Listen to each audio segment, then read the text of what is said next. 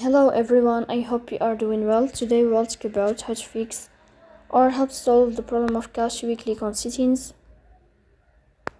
In this page we click on apps, default apps, app settings. Here you will search about the application of cache app and you will enter. Here in this page you will go to first stop and you will click OK. Here you will enter to storage. Then we click on clear cache. In the end, here you will turn off your phone and you will restart your phone again to fix that problem.